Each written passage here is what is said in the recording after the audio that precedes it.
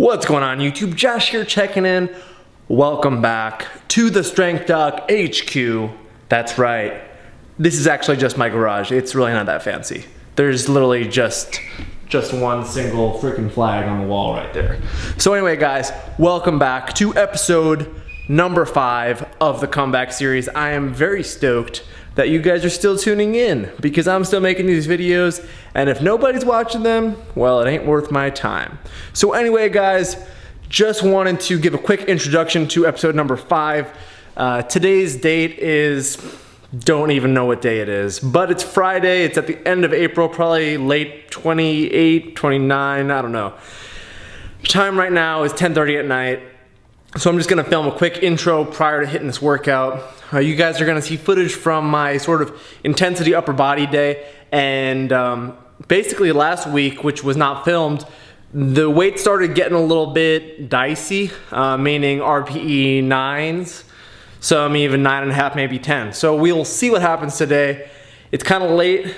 I'm actually not that tired, which is not good for me because I have to wake up early tomorrow for work.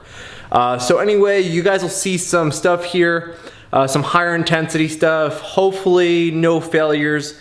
We'll see what's in tune. One thing that I'm doing, basically just to continue doing linear progression, is I am using fractional plates.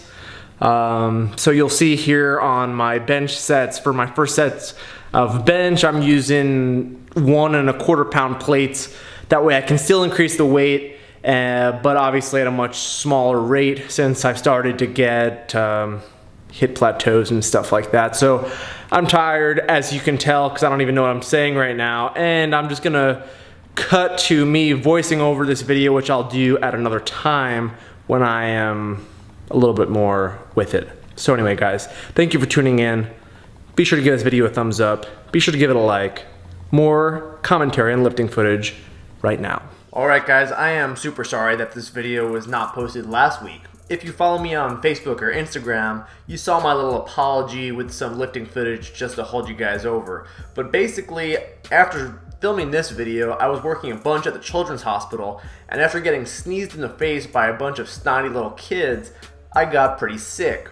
Now, if I was just sick, I would have filmed this for you with a sick voice. The problem is I lost my voice completely. So rather than filming at a no louder than a whisper, I decided to hold off and get you guys 2 videos this week. So on to the lifting for episode number 5.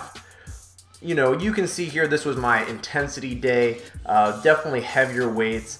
And like I mentioned, I'm using the fractional plates here. You know, a little bit, it definitely is mental. You know, I don't know that there's a whole lot of exercise science literature that says using fractional plates has any legitimate difference in your strength, you know, as far as progression. I could have just easily used a, you know, the same weight as I did last week, let's say, and try to move it a little bit faster. But there's something mentally about being able to tell yourself that you are progressing in the same way that you're measuring all your other progression.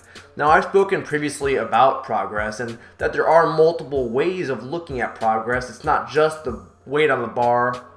You can look at total volume, you can look at bar speed, you can look at form. There's a lot of things, right? But in this context of me doing a linear progression, it's nice to see that I'm still putting weight on the bar, even if it's 1 1/4 pounds on each side. And you know what? For some of the upper body lifts, because the RPEs are getting heavier, really that's what I have to do. And it's not a big deal, but it's just something that it's a tool that I'm using. Fractional plates are pretty cheap if you're just getting like a generic 1 1/4 pound plate. If I can find a link for some, I will post them in the description box below. But it's just another training tool to have in your toolbox. So not much to say about those overhead presses that I was kind of just blabbing over. And then now on to some weighted dips. Now as far as triceps go, for some reason, for me personally, I can do much better on weighted dips than I can on the close grip bench press. And because I recognize this, I actually started doing more close grip bench pressing. I was previously doing weighted dips twice a week in my program, and now I've changed it to once a week doing the weighted dips, which I'm good at, and now including an exercise that I suck at, close grip bench, on the other one of the other upper body days. So anyway guys, that's the video. I hope you enjoyed it. I know it was a little bit quick. Give it a thumbs up, subscribe, and stay tuned for episode 6.